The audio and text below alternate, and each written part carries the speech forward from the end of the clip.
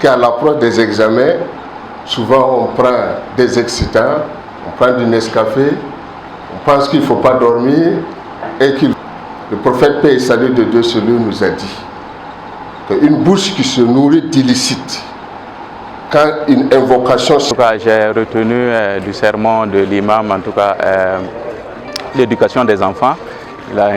Parce que les examens aussi, c'est une question de chance. Tu peux apprendre quelque chose à la...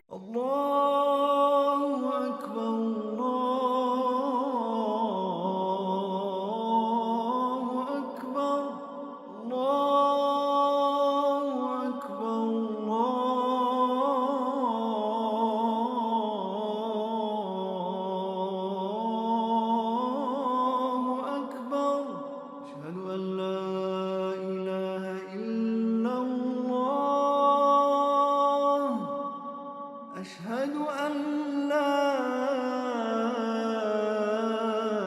إله إلا الله. إن الحمد لله نحمده ونستعينه ونستغفره ونعوذ بالله من شرور أنفسنا ومن سيئات أعمالنا من يهده الله فلا مضل له ومن يضلل فلا هادي له وأشهد أن لا إله إلا الله وحده لا شريك له وأشهد أن محمدا عبده ورسوله وصلى الله على سيدنا وآله وصحبه وسلم تسليما. يا أيها الذين آمنوا اتقوا الله حق تقاته ولا تموتن إلا وأنتم مسلمون. يا أيها الناس اتقوا ربكم الذي خلقكم من نفس واحدة وخلق منها زوجها وبث منهما رجالا كثيرا ونساء واتقوا الله الذي تساءلون به والأرحام إن الله كان عليكم رقيبا. Les louanges sont à Allah. Nous le louons. Nous implorons son secours et son pardon.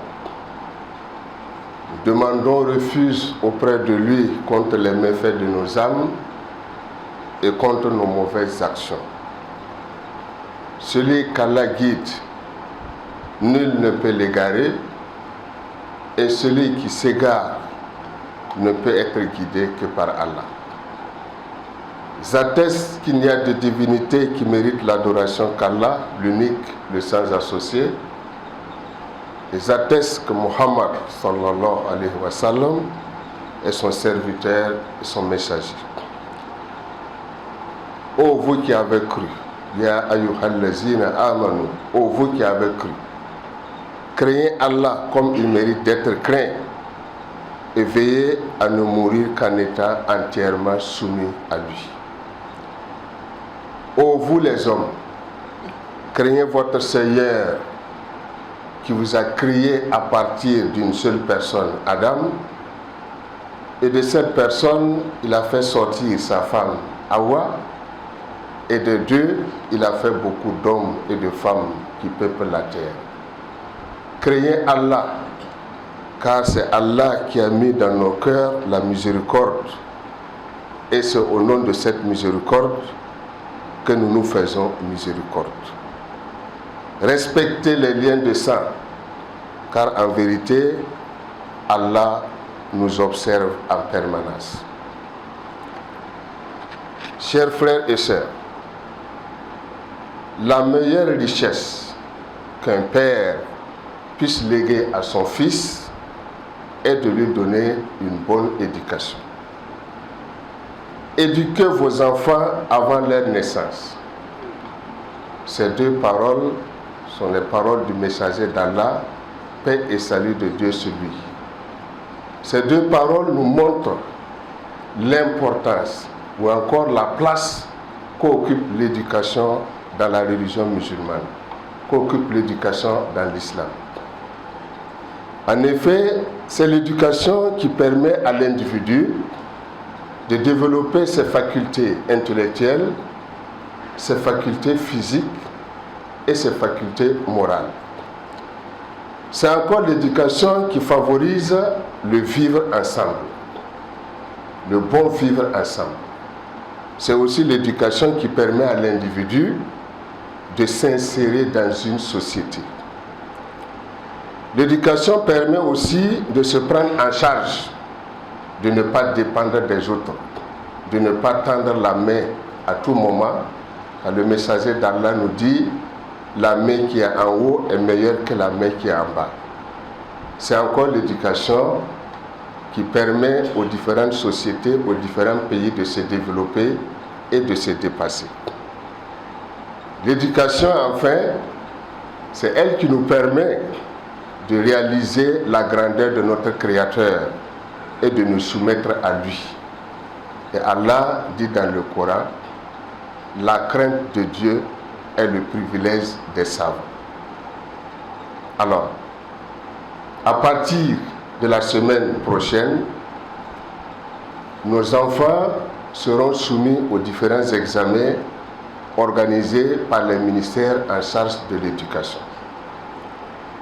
Ces examens vont leur accorder des diplômes qui seront déterminants dans leur vie.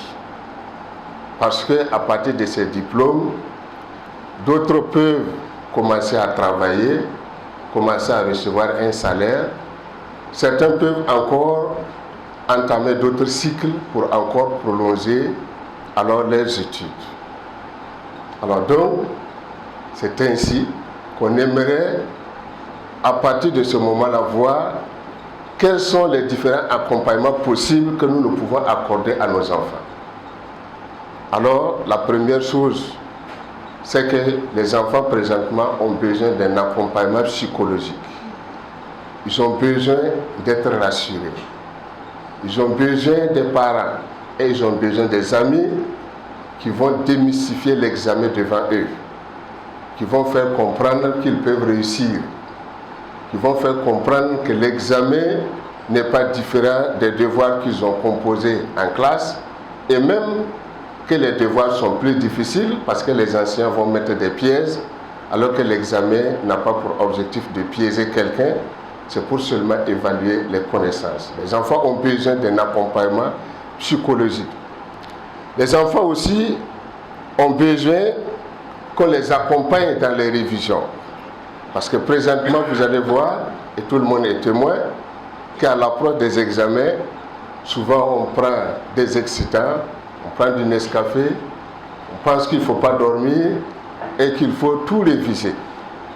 Vous savez très bien qu'avec les excitants, on va fatiguer plus le cerveau. Et au lieu qu'on révise, au lieu qu'on retienne quelque chose, à la fin, on n'arrive même pas à réfléchir, on n'arrive pas à ressortir ce qu'on avait même appris avant. Donc les enfants ont besoin d'un accompagnement. Alors pour pouvoir réguler, pour pouvoir savoir à quel moment il faut apprendre, pour pouvoir savoir aussi à quel moment il faut se reposer. Les enfants aussi ont besoin d'un accompagnement matériel. L'examen, dans la classe, souvent, on peut se demander des règles, on peut se demander des bics, on peut se demander des crayons. Alors l'examen, on est dans une situation particulière où si vous allez attendre que votre voisin finisse avant que vous ne preniez sa règle ou encore son compas pour tracer, non seulement vous vous mettez en retard et les surveillants vous observent pensant que non, vous êtes dans une posture de tricherie. Donc il faut aider les enfants alors à ne pas se mettre en retard le jour de l'examen en leur accompagnant avec du matériel. L'accompagnement aussi, chers parents, c'est d'aider les enfants à respecter la réglementation. Alors, le Coran nous dit, obéissez à Allah, obéissez aux messagers et obéissez à ceux d'entre vous qui détiennent l'autorité. L'examen a ses règles. On va dire, on ne vient pas en classe avec des portables, on ne vient pas avec des Bluetooth. En tout cas, on ne porte pas des éléments qui vont permettre aux surveillants de suspecter que vous êtes en train de vouloir tricher. Donc, il faut accompagner les enfants, voilà, à ne pas porter ce matériel dans la mesure où c'est interdit. L'accompagnement aussi, c'est aider les enfants à éviter la tricherie. Vous savez qu'à l'approche des examens, ce qu'on a l'habitude de voir, Beaucoup ne le visent pas, mais ils cherchent des sujets. Et souvent même, il y a des parents qui les accompagnent. Voilà, qui achètent même des sujets pour donner aux enfants. Dans l'histoire du pays, dans l'histoire des examens, c'est des éléments qu'on a trouvés et que même condamnés. Alors, imaginez, nous sommes des musulmans. Imaginez que votre diplôme, vous avez triché et vous l'avez eu. Et qu'avec ce diplôme-là, vous travaillez et on vous paye mensuellement. Vous prenez de l'argent et c'est avec cet argent que vous vous nourrissez et vous êtes en train de nourrir votre famille avec cet argent. Donc la base est illicite. Imaginez tous les scénarios. Le prophète paix et salut de Dieu sur lui nous a dit qu'une bouche qui se nourrit d'illicite, quand une invocation sort de cette bouche, Allah n'exauce pas. Alors donc vous imaginez, on va prier, on va jeûner, on va faire beaucoup d'autres choses, mais on est en train de consommer de l'illicite et on pense que ce qu'on fait, Allah va agréer alors qu'Allah n'agrée pas. La tricherie aussi, accompagner les enfants dans la tricherie, c'est aussi mettre à la disposition de notre administration des gens qui ne sont pas bons, des gens qui ne sont pas conscients, des voleurs. Et ces gens, s'il est habitué à tricher depuis son cycle, ce n'est pas quand il va devenir travailleur qu'il va arrêter de tricher. C'est des gens comme ça que vous allez voir qu'ils vont détourner l'argent des écoles pour que les enfants ne puissent pas aller à l'école. C'est des gens qui vont détourner l'argent des centres de santé pour que les gens ne puissent pas se soigner, pour que les gens même vont mourir puisqu'ils ne vont pas arriver à se soigner. Donc si on habitue dès cet âge-là les enfants à la facilité, les accompagner dans la tricherie, à un moment donné, on aura une société totalement corrompue et nous, on va se poser des questions, nous sommes dans quelle société comme ça, alors que c'est nous avons semé les graines, voilà, de cette société. L'accompagnement aussi, il ne faut pas chercher les raccourcis. Il ne faut pas penser qu'en faisant recours au marabout, en faisant recours aux charlatans, en faisant recours aux voyants, voilà, nous allons trouver des moyens, voilà, pour réussir aux examens ou réussir à des concours. Celui qui peut savoir ce qui va arriver demain, celui même qui peut savoir ce qui va arriver à la fin de cette prière, c'est Allah seul qui connaît ça. Personne d'autre. Et si vous attribuez ce rôle d'Allah à une créature, c'est que vous êtes en train d'élever cette créature au même niveau qu'Allah. Et c'est en ce moment en islam, on dit que vous êtes en train de faire du shirk. Vous êtes en train de faire de l'associationnisme. En faisant recours au maraboutage, en faisant recours au charlatanisme, en faisant recours à la voyance et autres formes de divination pour savoir quels sont les obstacles qui vont m'empêcher de réussir et que par conséquent, on va m'aider à faire des sacrifices pour que ces obstacles-là ne puissent plus m'empêcher de réussir. En ce moment, vous êtes en train de tomber dans le shirk. Et vous savez, tout le monde connaît le shirk en islam. Allah, quand il a créé l'univers, quand il a écrit d'abord comment il doit créer l'univers, dans son gros livre, il avait déjà écrit là-bas que celui qui va lui associer quelque chose en étant sur la terre, il ne va pas lui pardonner. À part cela, il pardonne n'importe quel péché, même si vous venez devant Allah avec n'importe quel péché, alors il peut décider de vous pardonner comme il peut décider alors de vous punir. أقول قولي هذا وأستغفر الله العظيم لي ولكم ولسائر المسلمين من كل ذنب فاستغفروه إنه هو الغفور الرحيم.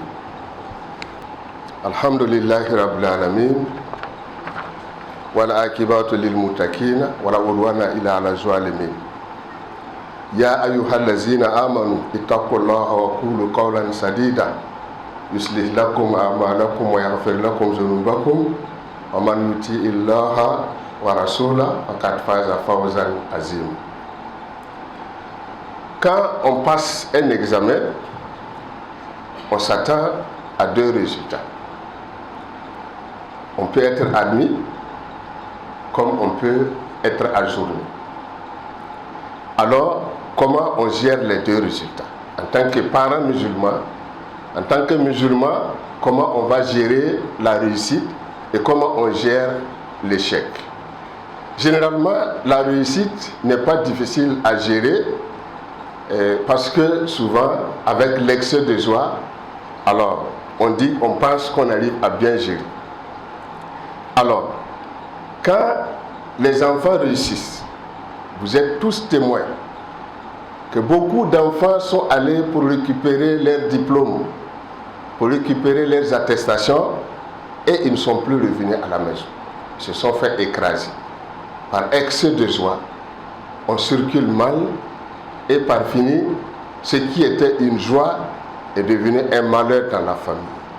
Donc il faut que déjà les parents prennent conscience de comment il faut calmer les enfants, de comment il faut conseiller les enfants, de comment même les faire accompagner quand vous savez qu'ils sont admis et qu'ils doivent aller récupérer leurs attestations et les relever de notes. Voilà comment on va les accompagner pour que l'excès de joie ne les amène pas à se créer des problèmes. Il faut aussi féliciter les enfants. Il faut les féliciter. Il faut leur faire des cadeaux. Et il faut remercier Allah subhanahu wa ta'ala. Parce que en toute réussite dans la vie, c'est Allah qui assure la réussite. Regardez nous-mêmes, on arrive à parler. Il y a des gens qui n'arrivent pas à parler. Il y a des gens qui marchent comme ça, vous voyez de la salive qui coule. Qu'est-ce qu'il lui peut faire? Donc si on a les pieds correctement, on a des mains et on a une intelligence pour pouvoir écrire et réussir, c'est des faveurs qu'Allah nous a accordées. Et qu'il ne faut pas qu'on oublie ça. Parce qu'on a réussi, on pense qu'on est super, et comme l'autre a échoué, lui il est bête. Et là en ce moment on s'en fout de Dieu. Allah lui n'est pas pressé, ça c'est clair, il n'est pas pressé, il n'est pas comme nous. Il n'a pas un cœur qui s'énerve rapidement comme nous, sinon le monde allait disparaître en un instant. Il nous attend tout doucement parce qu'il sait que le temps n'est pas long. Il dit que nous pensons que le temps pour arriver sur lui est long, alors que lui voit que c'est court. Voilà. Donc il faut qu'on accompagne les enfants. Il faut remercier Allah. On remercie Allah par les prières. On peut organiser des prières surrogatoires. On peut aussi jeûner, faire jeûne surrogatoire. On peut décider en tant qu'enfant, parce qu'on est toujours enfant, on peut dire, je vais mémoriser une sourate du Coran parce que c'est la parole d'Allah. Et Allah m'a fait réussir à son examen. Je vais mémoriser une sourate dans le Coran, voilà, pour remercier Allah subhanahu wa ta'ala. Je peux décider aussi de préparer des kits de nourriture pour rejoindre les pauvres, ceux qui demandent, qui sont installés quelque part et qui sont nombreux, voilà, pour les distribuer. On peut aussi les amener aussi à voyager, à découvrir les merveilles de la nature parce qu'ils ont appris beaucoup de choses en classe. Ils peuvent découvrir la création d'Allah parce qu'Allah même nous demande de méditer sur sa création. Alors, au cas où la personne ne réussit pas, ce n'est pas un malheur. L'effort appartient à l'être humain. Et Allah nous note en fonction de nos efforts. Le résultat appartient à Dieu. Et c'est Allah qui décide du résultat. Le fait d'être admis à l'examen, vous pouvez ne pas avoir les mêmes bénédictions que quelqu'un qui a échoué. Seulement, vous n'avez pas le diplôme, mais vous ne voyez pas ça. Parce que votre effort, vous avez fourni plus d'efforts, mais vous n'avez pas eu, alors que c'est l'effort qu'Allah note. L'autre a fourni peu d'efforts, mais il est admis. Au jeu d'Allah, lui va avoir plus de bénédictions, celui qui a fourni plus d'efforts. Mais chez nous, le meilleur, c'est celui qui a eu le diplôme. Donc, l'échec, ce n'est pas un malheur. C'est Allah qui nous éprouve. Souvent pour que nous-mêmes, on se remette en cause. Parce que souvent, vous voyez que dans le rythme de la vie même, dans le rythme de la vie, si certaines épreuves ne nous touchent pas, alors l'humilité ne vient pas à nous. On est tellement tendu dans notre orgueil qu'on pense que non, on ne peut rien contre nous. Alors que souvent Allah nous amène, nous éduque comme ça, par l'épreuve. Donc il faut encourager les enfants. Quand l'enfant a échoué, il ne faut pas passer le temps à le blâmer, à le traiter de vaurien, parce que beaucoup de fois on fait comme ça, et à la fin, qu'est-ce qu'on voit? Des enfants qui partent se suicider. Vous voyez? Donc c'est fini. Il faut les encourager. Il faut les faire comprendre qu'ils ne sont pas bêtes. Et que l'échec là leur permet de se préparer encore de nouveau et de renforcer leurs connaissances et que le parcours qui va venir maintenant sera un parcours facile. il faut faire comprendre aux enfants aussi que quand on échoue à un examen, alors ce n'est pas parce que Dieu ne nous aime pas. Parce que même les meilleurs hommes que Dieu a créés, les différents prophètes que Dieu a créés, que Dieu a envoyés sur terre, Allah les a éprouvés par des échecs, par des maladies, par la pauvreté, mais il les aime. Donc l'échec là ne veut pas dire que Allah ne t'aime pas. Donc c'est à nous d'accompagner les enfants. Et si vous voyez que l'environnement dans lequel il est, alors il n'arrive pas à se ressaisir le plus rapidement possible, alors vous avez des parents ailleurs où vous pouvez l'amener à changer d'environnement pour qu'il oublie seulement son échec et puis pouvoir se remettre, voilà, pour reprendre l'année prochaine son examen. Alors donc, juste avant de clore, alors j'aimerais faire une demande spéciale. Nous sommes dans le mois de Zulhijja. Nous avons fait la prière de l'Aïd Kébir, la grande fête. Nous avons fait les 10 jours de Zulhijja, les meilleurs jours de l'année. Nous avons fait Arafat. Arafat, c'est le meilleur jour de l'année. Parmi les 10 jours, le meilleur jour, c'est encore Arafat. Et Arafat, Allah pardonne les péchés de 2 années. Les péchés passés et les péchés à venir.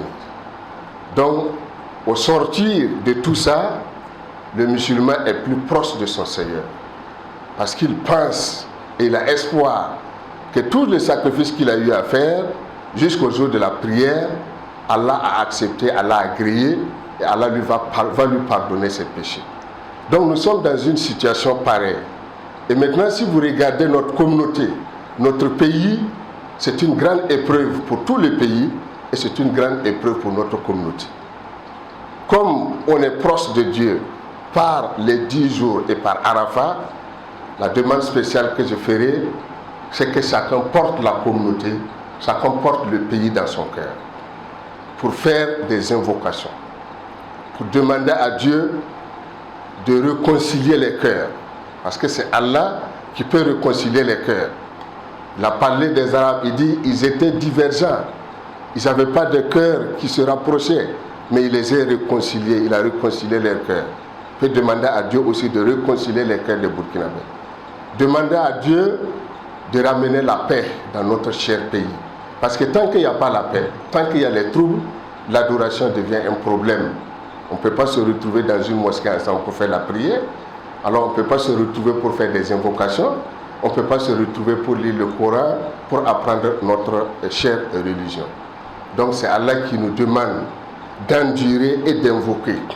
Quand vous endurez et vous invoquez, Allah y répond à l'invocation. Donc on va demander à tout le monde, dans nos prières, même partout où nous sommes, chacun n'a qu'à porter la communauté dans son cœur, porter le pays dans son cœur et faire des invocations pour que Allah nous ramène la paix. Allah pardonne nos insuffisances, qu'il nous guide sur le droit chemin, qu'il nous éloigne de Shaitan de lapider, qu'il ramène la paix au Faso, alors qu'il réconcilie les cœurs des Burkinabés. Rabbana atina fid dunya hasanatan wa fil akhirati hasanatan wa qina azabannar. Rabbana la tuzigh qulubana ba'da idh hadaytana wa hab lana min ladunka rahmatan innaka antal wahhab. Rabbana la tu'akhizna in nasina aw akhtana. Rabbana wa la tahmil alayna isran kama hamaltahu ala allazina min qablina. Rabbana wa la tuhamilna ma la taqata lana bih wa'fu anna waghfir lana warhamna. أنت مولانا فانصرنا على القوم الكافرين اللهم اهدنا فيمن هديت وعافنا فيمن عافيت وتولنا فيمن توليت وبارك لنا فيمن أتيت وقنا شر ما قضيت وإنك تقضي ولا تقضى عليك وإنه لا يذل من واليت اللهم صل على محمد وعلى آل محمد كما صليت على إبراهيم وعلى آل إبراهيم وبارك على محمد وعلى آل محمد كما باركت على إبراهيم وعلى آل إبراهيم في العالمين إنك حميد مجيد سبحان ربك رب العزة عما يصفون والسلام على المرسلين والحمد لله رب العالمين. En tout cas, j'ai retenu du sermon de l'imam, en tout cas, l'éducation des enfants. Il a insisté sur l'éducation des enfants, il a insisté sur le bon comportement que l'on doit observer pendant donc, les examens, bien sûr dans la préparation des examens, mais aussi pendant les examens et après les examens.